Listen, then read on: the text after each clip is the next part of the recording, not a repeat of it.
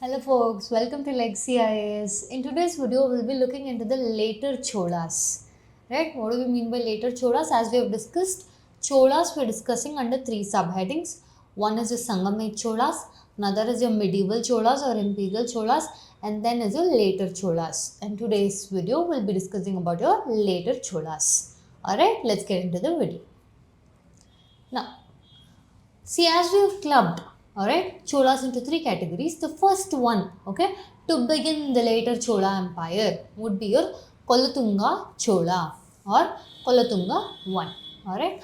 One thing with respect to your Kolatunga Chola is that he was considered, okay, who had a considerable amount of influence on all the feudatories, first thing. Second thing, the contemporary regions paid the contemporaries, whoever were there with respect to Cholas, he had, okay, or the Cholas had exerted a good amount of control over the contemporaries as well as your feudatories. Alright. Now, look at this. He was considered as the exalter of his race. Alright. Now, the titles. See, we've seen with respect to your Sangam age or with respect to your imperial Cholas also, the Chola kings had adopted titles. Alright, the Chola kings had adopted titles that were true of any of the contemporaries. Now, when we see about your later Cholas, more specifically about your Kolatunga Chola, this was his titles. Rajakesari Varman, Chakravarti, Rajanarayana, all these were the titles of your Kolatunga Chola. Alright, now look at this. See, mostly when we're talking about Kolatunga Chola, right, or more specifically when we're discussing about later Cholas, one thing you have to keep in mind. What is it with respect to later Cholas is the source. This is one unique feature of your later Cholas, right? Later Cholas, okay, any information on them, the sources provided, right, the inscriptions, etc., are not just from India alone, but as well as your Southeast Asian countries, alright, as well as your trade with Romans, right? Now, by Romans, we mean the West. Okay, so here we find large amount of sources referring and confirming to the later Cholas. Alright, here when we said India alone or Southeast Asia was one region where your later Cholas had huge influence. Okay, for example, your Sri Vijaya Empire, right? Now, during this later Cholas is when they had sent missionaries or diplomatic relations with respect to China. Alright, so this kind of condition is observed with later Chola. So we see the inscription. We can place later Chola kings in a particular timeline, not just with inscriptions or sources available from India alone, but also from Southeast Asia, but also with the trade of the West. Right, all these serves as guide for placing the later Cholas, or sometimes the later Cholas are even called as Chalukyan Cholas. See, from that appears in the later point of time, we'll discuss it, right? Later Cholas, okay, one another specific thing you have to know is that they're called with specific names. First is Sangam Chola, second is medieval or imperial Chola, third is your later Cholas. Alright, now in this later Cholas period, after this, right, your medieval period, alright, the medieval period of Cholas ends. Okay, the concept of Chola power also declines. So, the Chola power now is at the peak only. Alright, now we're talking about Kolatunga, so it is still at the peak. But as and when the time continues, they are merely reduced to certain zones and areas. We call something called as Renati Cholas, Chalukyan Cholas, right? Because the Cholas will come under them, right? So each point of time, the power keeps on reducing as and we go down the timeline. Alright, so the Cholas here are called with different names than compared to the imperial Cholas or the Sangam Cholas. That you should keep in mind. Alright, now look at this. They had diplomatic relations with Kannauj, Cambodia, Sri Vijaya Empire, Khmer, Pagan or Burma, and China. Okay, this is the period where they sent diplomatic relations to your China or the Song Dynasty. Alright. Now, what are the inscriptions? Look at this. I told you the inscriptions for the later Cholas are available in the Southeast Asia also. Now, look at that. Taoist temple in Gonza declared Kolatunga or king of Chulian to be the supreme chief of the Sri Vijaya Empire. right, basing, okay, the claims that a particular Chola king, all right, had, okay, good amount of control on the Southeast Asian region. All right. Now look at this. Ten Yok Song claims Kolatunga ruled both Chola and Sri Vijayan kingdoms. Alright? Now, one thing when we see with respect to your Cholas is they had a well established administrative and centralized administrative setup. Now, the contemporaries of your later Cholas, if you take the existing ones as well as the new ones, right? For example, Chalukyas, Hoysalas, Senuas, Kalacheris, all of them will come in. Right? So now when we speak about your later Cholas, the Tungabhadra line acted as a divider between your Cholas and Chalukyas. Alright? Next. See, look at this particular thing. Sculpture of Kolatunga Chola at Nataraja temple. One thing is I want you to observe these things. Alright? When we come to temple architecture or art and architecture part, alright, we see the sculpture of the king in the temple. That is one very interesting feature. Also, another reason why I wanted to observe the temples is that, see, many times we've discussed in other videos multiple times that temples were not just zones of religion but also a secularistic element could be found. The place where your people got to see the king, okay, and that is where the king's influence was. All right, the temple's influence was larger on the people. Okay, the king's influence was to be with the temple. Alright, and moreover, temple played a huge cornerstone with respect to your Cholas. So when we say Nataraja temple, we have to associate with respect to your Cholas. Alright, the sculpture of Kolatunga at Nataraja temple, okay, means a larger scale. It's not that understanding. Next, Western Chalukyas was with your Chalukyas. Okay. Now, look at this. Kolatunga one receiving a letter from Vikramaditya 6. Basically, it is said that Kolatunga, again, you cannot just blindly trust the inscriptions. We have to have multiple sources to confirm this. The Kolatunga is said to have broken the pride of Vikramaditya 6 by defeating him. Alright? All those are mentioned in the inscriptions. Alright? Kolatunga instructs the surveyors. Basically, he was having a well-established administrative, fiscal, economic, okay, military system, all right, with largely centralized attributes. Okay. Next, see, this is the mural of Kolatunga, right, indicating of Shiva and Parvati, relating what? Relating their affinity towards Shaivism. Okay, relating their affinity towards Shaivism, but also you can see tolerance to other religions.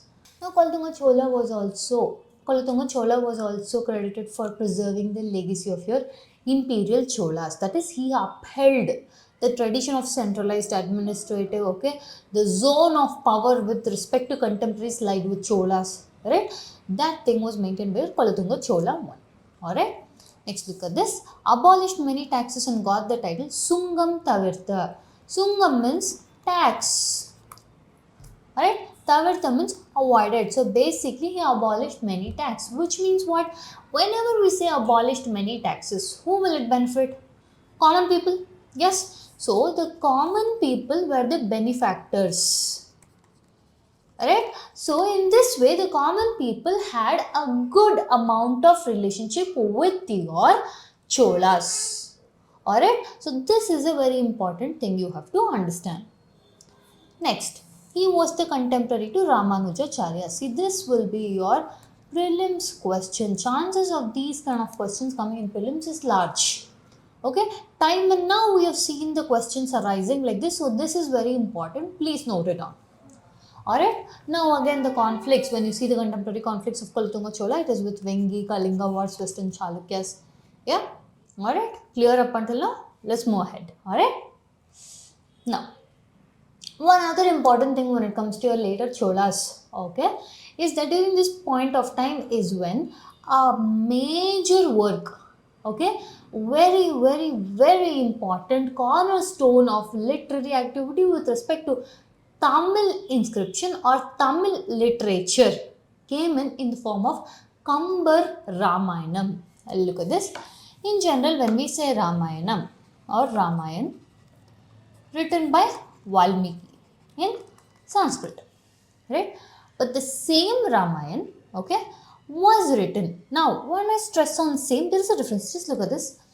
Ramayan was now written by a poet called Kambar in 12th century, right, belonging to this period, right?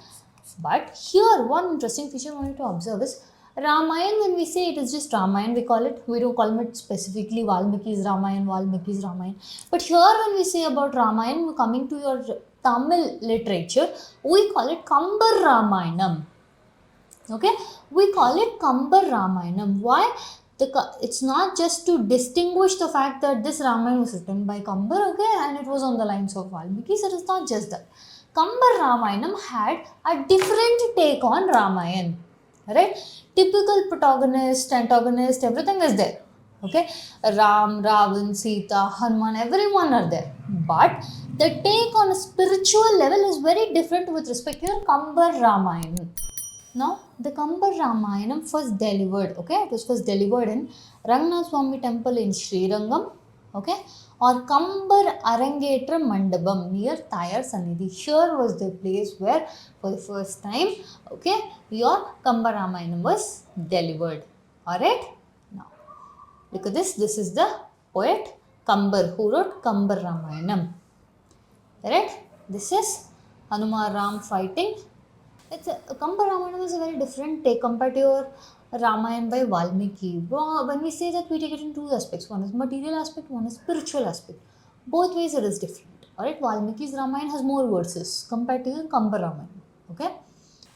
Vikram Chola is the one who made sure that he checked his contemporaries and kept them in their place. Western Chalukya Vikramaditya 6 of your Vengi dynasty. Alright. Now, the title of Vikrama Chola was Rajakesari or Parakesari. Alright, next. He also had the title called as Tyaga Samudra, which means ocean of sacrifice. Alright, which means it is also indicating about the selfless nature of the king. Alright, this is mentioned in the book Vikrama Cholan Ula. Alright, the selfless nature of the king is specified in the Vikram Cholan Ula. Alright. Next. What were the territories now under your Vikrama Chola? Alright. Look at this. One other region I want you to observe is the contemporaries. Your Western Chalukyas, Kalyanis, okay, Vengi, Eastern Chalukya, and Kudala Sangama. Right? We have discussed about Kudala Sangama or the Battle of Kudala Sangama in our previous video on Imperial Cholas. The link for it will be given down in the description below. Please check out that video. Alright? Now, the next in line is your Kolatunga Chola 2. Now look at this. This is a statue of Kolatunga Chola 2 in Airavateshwara temple. Right? As we spoke about. Right? Temples, zone of secular plus religion plus where administration, okay, had a way to seep into the minds of people. Okay, temples were also considered as a place where psychologically they could connect with their kings. Alright, Kolatunga Chola II was also called as Tirunir Chola. Alright, now he was the contemporary of poets. Now look at this. The poets produced this work, Periya Puranam, okay, it is a treatise on Shaivism, alright. Then Kolatunga Cholan Ula, remember we spoke about it in the previous. Next in line to be is Rajaraja Chola II, alright. This is also the sculpture of Rajaraja Cholan II at Tanjavur Palace.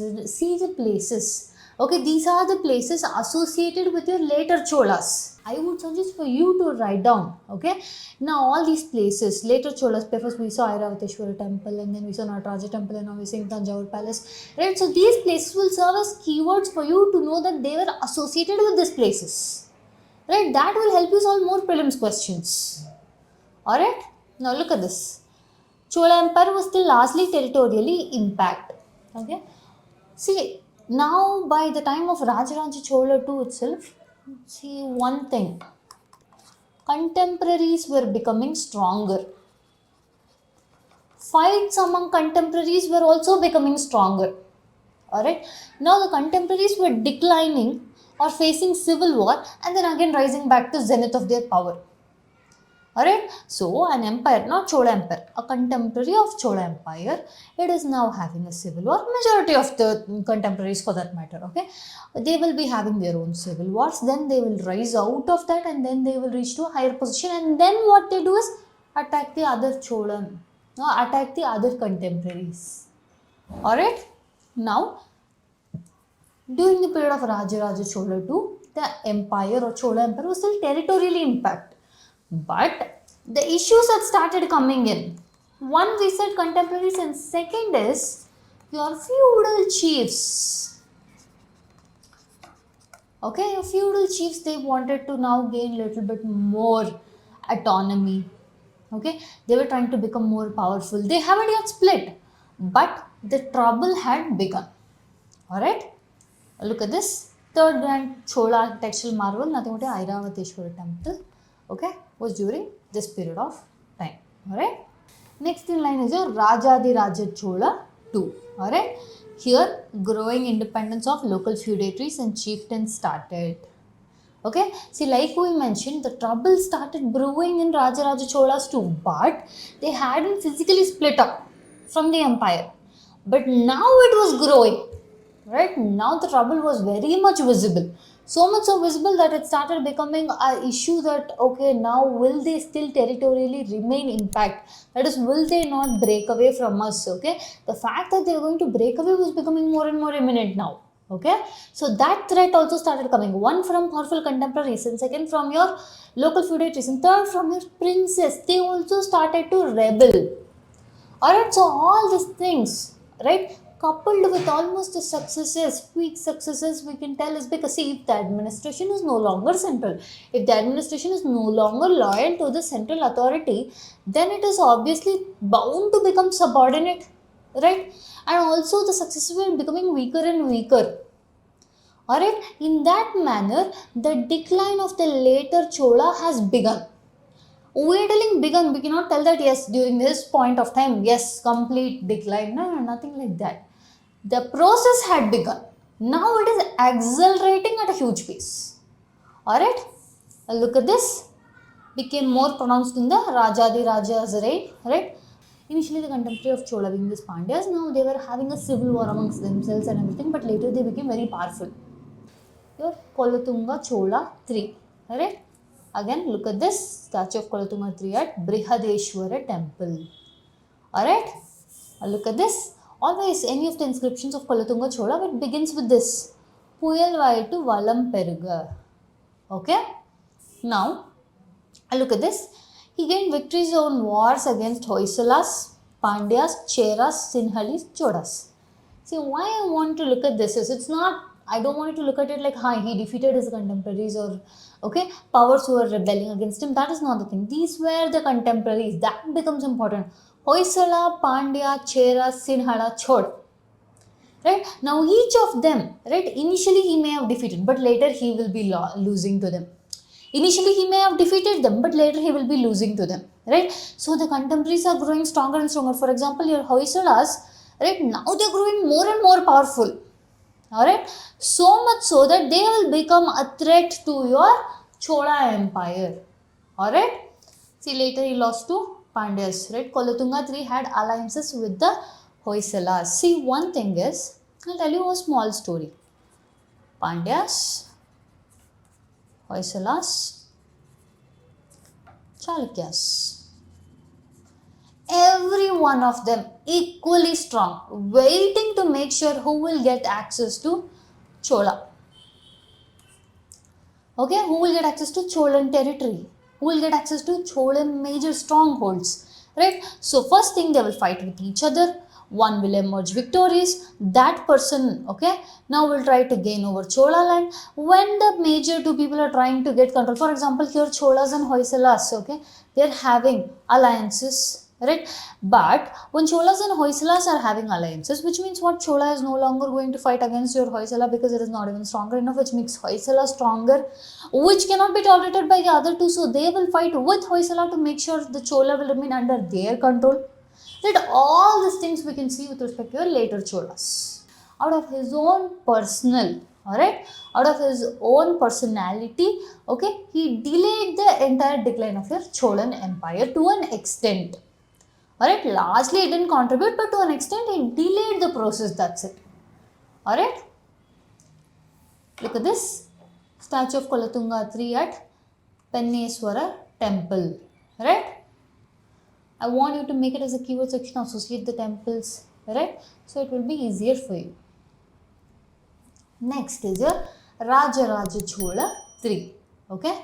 Now in this point of time, the kingdom's size was very drastically reduced. See, earlier when we saw how big was it, now look at this. This is the zone of your Cholas. Also observe this, Telugu Cholas. Okay, Cholas now started having, okay, whichever area or zone they were having control under, they started being called under different names. The centralized administration was no longer there. Alright, your Hoysalas, Pandyas, Kalinga, Vengi, Chalukyas. Alright, now this is the place that is reduced to your Cholas during the Rajaraja Chola 3. Next is your Rajendra Chola 3. Okay, it is said that there was a civil war between the brothers, right? Rajaraja Chola 3 was almost, okay, virtually ruling. Actual power was with the Rajendra Chola 3, right? Now Rajendra 3, okay, he has the title Koparakesari Varman. Alright, also look at this cunning hero who killed Rajaraja Cholan after making him wear a double crown for 3 years. Nothing but, okay, your Rajaraja Chola 3, okay, was made into a virtual or basically a puppet king under the hands of Rajendra 3. Now look at the influence of places. See, Kanchipuram, one of the strongholds of Cholas, is now out of their hands. Okay, this indicates how much the territory has shrunk in size. Kanchipuram, okay, the main hold or the strongest hold of Cholas is now out of their control. It is merely reduced into a small region. Now all they have is Tanjavur left in their hands. At this point of time, the only region under their hands is Tanjavur. Alright, next. The kings, see here we say Chalukyan kings, then we will speak about something called as Renati Cholas. Right, your Chalukyan Cholas are Kolatunga Chola of this timeline, Vikrama Chola, Kolatunga Chola 2, Rajaraja Chola, Rajadiraja Chola. Alright, Kolatunga Chola 3, Rajaraja Chola 2, Rajaraja Chola 3, Rajendra Chola 3. These your Chalukya Cholas. Alright, next. So this was a recent discovery, okay. We discovered this particular inscription belonging back to Renati Cholas, or somewhere they are called as Telugu Cholas, right? They were of the 8th century period of time, okay. Now the region that the Renati Cholas ruled was called as Renadu, which forms a modern Kadapa district, alright. Also, the inscription is found in Telugu language. That is why we call them Telugu Cholas. Okay, another name for them, right? And also, they were the independent, initially they were independent Cholas, later they were forced under your Eastern Chalukyas. Okay, when we say Chalukya Cholas, basically it just means that, right, Cholas were now, they were made into a subordinate under them. Okay, that would be an apt example. They were made, the Cholas were made subordinate under some other ones. For example, your Chalukyas. Alright, look at this. They claim that their descent was from King Karigala belonging to Kashyapa Gotra. Alright, let's see what happened after their Cholas.